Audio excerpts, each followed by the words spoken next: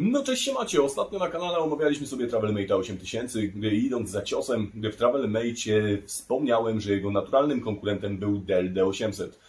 Jest to po czasie, jak się okazuje, tylko połowiczna prawda. Dell D800 był jego konkurentem w segmencie 15-calowych laptopów, natomiast w segmencie wyższym jakby Acer miał odpowiednika wydajnościowego, ale do tego sobie jeszcze wrócimy na etapie innego materiału. Natomiast dziś zrobimy nic innego, jak właśnie omówimy o Dellu D800.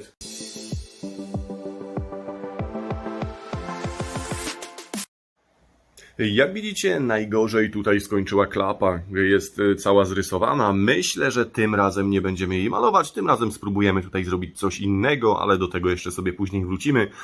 Natomiast jak widzicie, szału nie ma, troszkę tutaj wycierpiała i pomimo tego, że jest zrobiona z bardzo dobrych materiałów, ponieważ jest to stop magnezu, to wygląda jak wygląda i wymagałoby ją troszkę odświeżyć.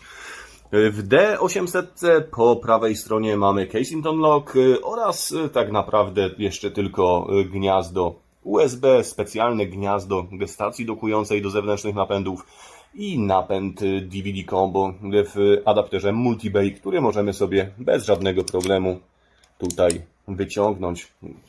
Natomiast od frontu mamy już tylko i wyłącznie dwa głośniki stereo oraz przycisk do zwalnienia klapy, którą sobie możemy bez problemu jedną ręką otworzyć. Zawiasy ciągle dobrze trzymają. A po lewej stronie mamy tutaj, jakby nie było, dwa wyjścia. Mini jack, jedno na mikrofon, jedno na słuchawki. Mamy gniazdo karty rozszerzeń PCM-CIA, mamy IRDE, mamy port FireWire oraz miejsce, w którym jest zaciągane powietrze przez laptop do chłodzenia procesora. To miejsce przechodzi również tutaj na górną krawędź. Jak sobie otworzymy do końca klapę, gdy zobaczymy, że zaciąg powietrza realizowany był również w tym momencie od góry. Fajną rzeczą tutaj jest, nie wiem czy zwróciliście uwagę, ten wypustek, albo raczej wpustka, która sugeruje, od której strony mamy wyciągać zaślepkę tego modelu, ażeby dostać się do klawiatury, co zresztą za chwilę pewnie sobie uczynimy. Na górnym panelu mamy jeszcze tylko tutaj klawisze multimedialne, a raczej tylko takie do wyciszania, pogłaśniania, przyciszania oraz włączania samego laptopa.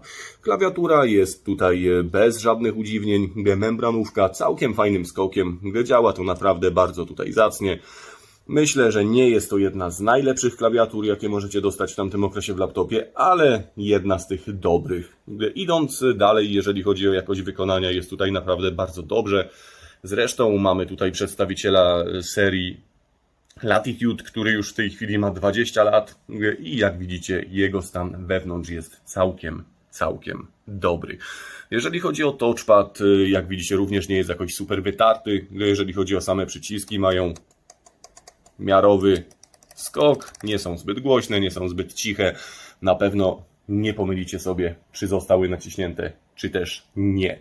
No i jeżeli chodzi o środek, byłoby tyle. Natomiast spójrzmy teraz, co się dzieje tutaj jeszcze z tyłu obudowy. A z tyłu obudowy mamy wyjście telewizyjne, dwa porty USB, mamy port RJ45, port RJ11, mamy port drukarkowy LPT, mamy tutaj wyjście VGA, mamy RS232, mamy gniazdo zasilania i mamy wyjście gorącego powietrza od chłodzenia procesora. I generalnie tyle by tutaj było portów z tyłu, natomiast jeszcze zobaczmy, co się dzieje na spodzie laptopa. A na spodzie laptopa również ciekawie. Mamy tutaj gniazdo kart rozszerzeń. Możemy sobie tutaj zamontować kartę Wi-Fi. Wszystko jest przygotowane. Jest to oryginalnie tutaj jeszcze złożone. Myślę, że ta wersja akurat nigdy tej karty nie miała, ale bez problemu można ją tutaj w każdej chwili zainstalować. Mamy dwa moduły pamięci, 2x512 MB DDR1 333 MHz z opóźnieniem CL2,5, z czego jedna jest oryginalna, jak widzicie, Della, a druga została rozszerzona w jakimś tutaj polskim, chyba z tego co widzę, serwisie. No i tutaj oprócz tych dwóch gniazd rozszerzeń mamy jeszcze oczywiście baterię, która o dziwo, mimo swoich lat, ciągle pokazuje, że stan naładowania full. Oczywiście ja to wcześniej podładowałem, natomiast fakt faktem fajnie, że bateria jeszcze trzyma. I z takich fajniejszych, ciekawszych rzeczy, no to mamy tutaj klapkę serwisową, którą sobie tutaj możemy podnieść i mamy dostęp do wentylatora. Jak widzicie, wentylator jest tutaj zrobiony na zasadzie takiego slot-inu, gdzie możemy sobie go wyciągnąć, przekonserwować, przeczyścić układ chłodzenia, który tutaj jakby nie było troszkę zabrudzony jest, więc za chwilkę się nim zajmiemy. Oraz później ten wentylator tutaj z powrotem włożyć. Troszkę szkoda, że współcześni producenci nie stosują już tego typu rozwiązań. Myślę, że dla zwykłych użytkowników byłoby to dużo prostsze, aniżeli rozbierać połowę laptopa, ażeby ten wentylator sobie przeczyścić. A sercem tego laptopa jest procesor Pentium Mobile 1,4 GHz. Jest to pierwsza generacja Pentium Mobile i tak naprawdę najniższy procesor, jaki wyszedł w momencie premiery tejże generacji. Ma pamięć poziomu drugiego, cache w postaci 1 MB, czyli tak naprawdę o 1 MB mniej niż kolejne generacje, które wychodziły. Natomiast czy to źle w przypadku tego laptopa? Myślę, że jeżeli chodzi o retro, które możemy na nim ograć, nie ma to najmniejszego znaczenia i tutaj procesor nie będzie absolutnie żadnym bottleneckiem. Powiem więcej, ten procesor z tym cache'em będzie odpowiednikiem mniej więcej Pentium 4 o taktowaniu 2 GHz, więc myślę, że jest jak najbardziej dobrze. Idąc dalej, mamy tutaj pamięć 1024 MB w modułach 2x512 MB oraz taktowaniu 266 MHz. Pomimo tego, że sama pamięć jest taktowana 333 MHz, to chipset, jaki tutaj mamy zainstalowany w laptopie, a jest to chipset Intela 855 Mobile, obsługuje pamięci do 266 MHz włącznie, co za tym idzie, tutaj wyżej nie wyskoczymy. Natomiast myślę, że może jak nie w tym filmie, to w jakimś innym pokażę Wam, jak pomimo tego, że taktowanie jest niskie, możemy dodatkowo poprawić sobie jeszcze parametry takich pamięci już pod samym systemem. Jeżeli by Was coś takiego interesowało, zostawcie coś w komentarzach. Jeżeli chodzi o kartę wideo, mamy tutaj Nvidia GeForce 4 Ti 4200 i tak naprawdę, jeżeli chodzi o gry do powiedzmy DirectX 8.1, jest to bardzo fajna akcja, dlatego że to jest fajna karta graficzna, natomiast ma tylko 32 MB pamięci VRAM, co ją tutaj troszkę stawia na niższym levelu niż jej stacjonarne odpowiedniki. I szkoda, że to nie jest przynajmniej 64. Natomiast jak to się przekłada na wydajność, za chwilkę sobie pewnie zobaczymy. Dalej idąc, mamy matrycę 15:4, czyli już panoramę, Wide XGA, czyli najniższą rozdzielczość 1280x800. Myślę, że w przypadku tego zestawu jest to jak najbardziej fajnie zbilansowane i wszelkiego rodzaju wyższe rozdzielczości zrobiłyby bardziej krzywdę temu setupowi, jak faktycznie poprawiły cokolwiek. Idąc dalej, mamy Sigmatel 9750. Ta karta dźwiękowa to jeden z pierwszych kodeków w standardzie AC97 i tutaj źle nie będzie, natomiast jakiegoś super szału też bym się jakoś specjalnie nie spodziewał. Modem sobie może pominiemy, bo zapewne żaden z nas by go już dzisiaj nie używał. Natomiast mamy tutaj jeszcze dysk twardy 20 GB, jest to też oryginalny dysk z tej konfiguracji i mamy tutaj DVD-ROM, czyli jednak pomyliłem się na początku, nie jest to combo. I wychodzi wszystko na to, że jak sobie sprawdziłem po serwis tagu, jest to oryginalna konfiguracja tego laptopa, więc myślę, że tutaj nie będziemy kombinować z jakimiś rozbudowami procesora i innymi rzeczami, ponieważ wydaje mi się, że to i tak nie ma tutaj większego sensu. I nie przedłużając, spójrzmy może, jak tutaj ma się temat samej wydajności.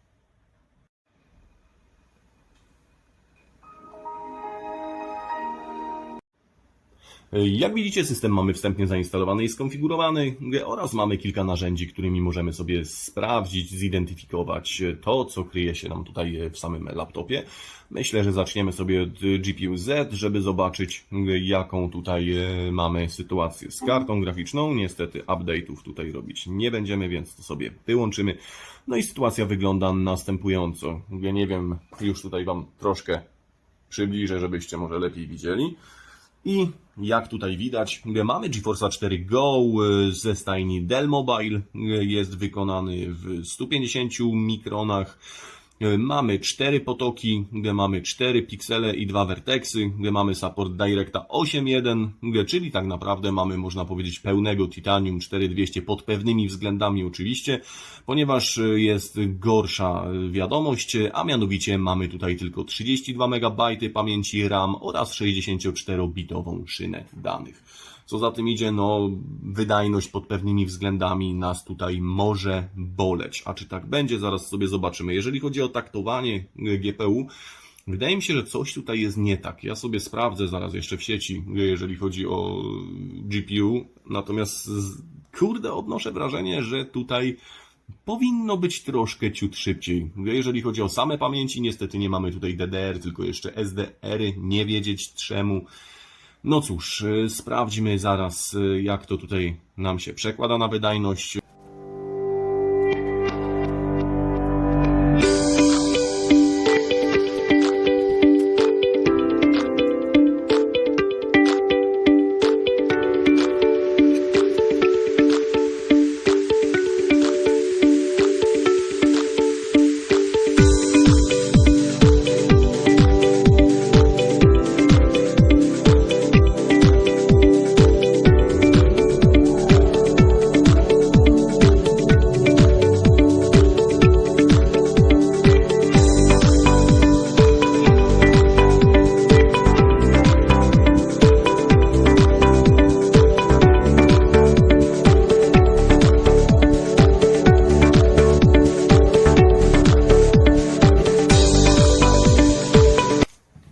No i co, słuchajcie, niby wszystko, kurde, fajnie, pięknie, te 32 MB, te 64 bity szyny, kurde, punktacja wygląda niemalże na prawilną, ale z drugiej strony, hej, mam starsze modele Della, które mają GeForce'a 4 440 i jestem w stanie ogarnąć dokładnie taki sam scoring, więc wydaje mi się, że coś jest tutaj nie tak, biorąc pod uwagę, że GeForce 4 440 nie ma wsparcia dla DirectX 8.1, a tutaj to wsparcie jest, więc odnoszę wrażenie, że tutaj sama ta punktacja jest nieco zaniżona dodatkowo. Nie wiem, czy zwróciliście uwagę, było przyspieszone, więc być może i nie. Na niektórych demach klatkarz momentami spadał do 1-2 FPS-ów. Co za tym idzie, może tutaj być jakiś problem ze sprzętem, a może nawet bardziej z termiką w samym sprzęcie. Więc cóż, może nie przedłużając, rzućmy okiem pod maskę i zobaczmy, co tutaj się po tych 20 latach dzieje. A zaczniemy sobie od tego, że podważymy sobie tutaj w tym punkcie, w którym wcześniej omawialiśmy, całą zaślepkę i podciągniemy ją do góry, żeby dostać się do samej klawiatury.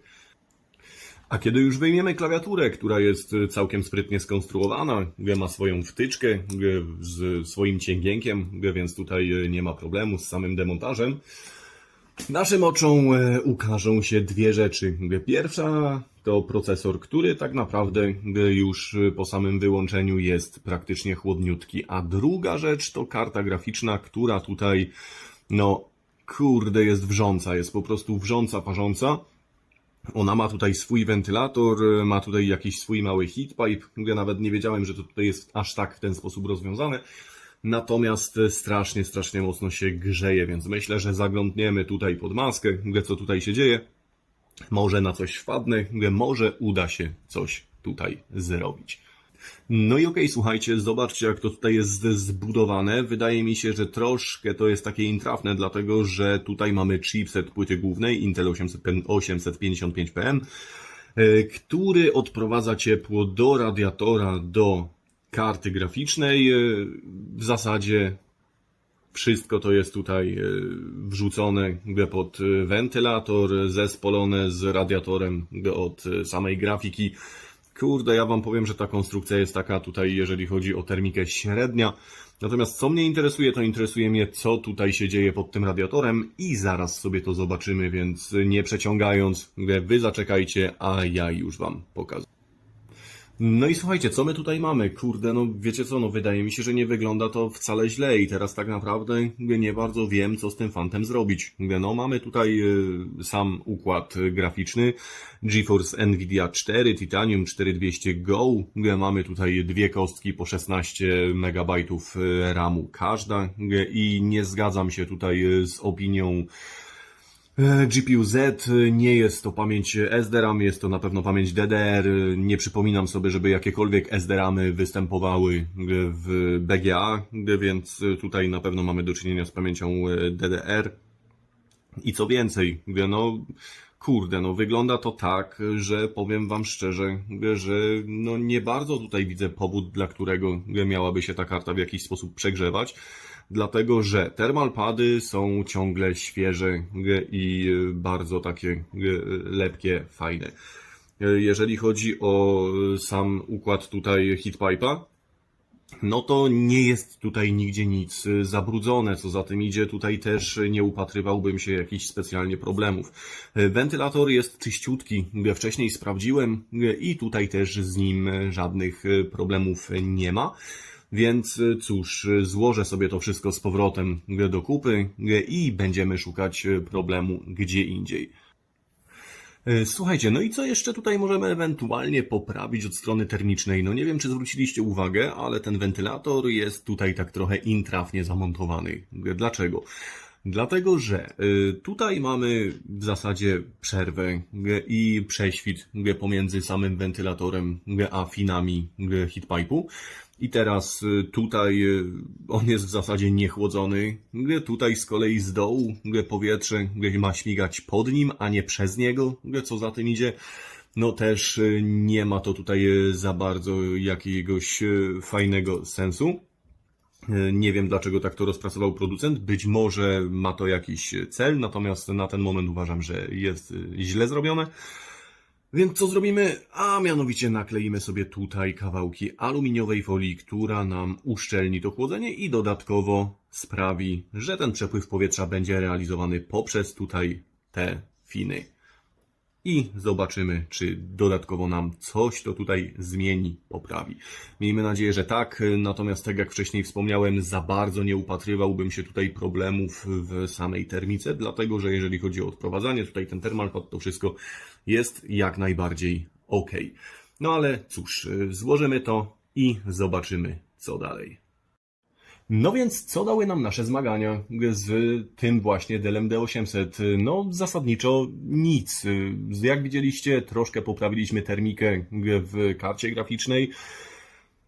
Zainstalowałem inne sterowniki, zaktualizowałem wideo BIOS, który był dostępny na stronie Della. Nawet przez chwilę podejrzewałem procesor, ale ta bestia w stresie osiąga jakieś 55 stopni, więc tutaj nie ma mowy o jakimkolwiek throttlingu ze strony CPU. Generalnie wychodzi na to, że tutaj 5852 punkty, jakie udało nam się na koniec uzyskać, to tak naprawdę już jest wszystko, co ten laptop może sobą zaoferować. Czyli generalnie co? Mamy połowiczną wydajność Travelmate'a 8000 w dniu, kiedy oba laptopy miały premierę i kosztowały zasadniczo tyle samo. No, kurde, ciężko powiedzieć. Tak naprawdę być może mamy tutaj uszkodzony ten chip graficzny, być może tutaj tym wąskim gardłem jest przepustowość pamięci. No, bądź co bądź nie wygląda to za dobrze. No, a z racji tego, że film robi się coraz dłuższy, a merytoryki w nim nie za wiele, to postanowiłem dać temu laptopowi jeszcze jedną szansę i sprawdzić, czy aby na pewno ta karta graficzna, która jest zamontowana w nim wewnątrz, nie jest uszkodzona. Dlatego też w związku z powyższym zakupiłem jeszcze jedną kartę GeForce Titanium 4200, z tą różnicą, że nie wiem, czy zwróciliście uwagę, uważni widzowie na pewno zwrócili. Tutaj mamy już kolejne dwie pamięci w układzie BGA z drugiej strony, więc jest szansa, że mamy tutaj pełną przepustowość 128 bitów. Jak widzieliście, tutaj też już podkleiłem te finy tak, ażeby przepustowość tego wentylatora wiała bezpośrednio w nie i nie będziemy tutaj specjalnie wiele na ten temat już nawijać. Przejdźmy do montażu tej karty, a następnie do sprawdzenia, czy to jest sprawne i czy robi nam to jakąkolwiek różnicę.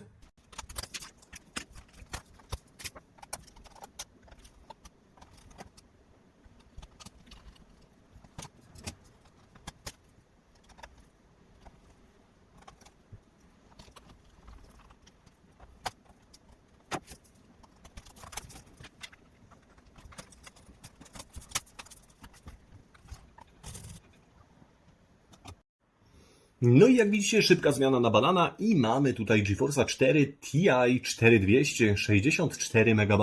W zasadzie tutaj nawet nie pisze Ti, w tamtym GeForce'ie pisało. Kurde, sprawdźmy co to za grafika, bo sam jestem mega ciekawy. No i to jest Titanium 4200, jakie znam. Tu jest właśnie całe clue problemu. Mamy tutaj teraz w tym momencie 3000 punktów więcej. Co za tym idzie, jak zdążyliśmy słusznie wszyscy zauważyć, tutaj ta przepustowość pamięci i jej, podejrzewam, ilość naprawdę jakby ogranicza wydajność całego tego układu.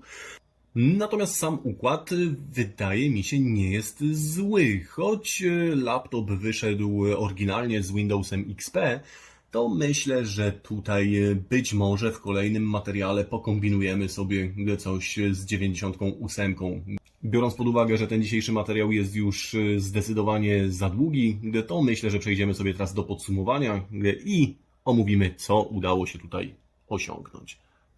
Przechodząc do podsumowania, czy w takim razie Dell D800 jest dobrym laptopem do retro gier? I tutaj odpowiedź powinna brzmieć w zależności od konfiguracji, bo tak naprawdę jeżeli trafimy na wersję z Titanium 4200 32 MB, no to jesteśmy niestety tutaj zmuszeni do troszkę słabszych tytułów, ze względu na to, że mamy tutaj o połowę mniejszą przepustowość pamięci i o połowę mniejszą samą pamięć.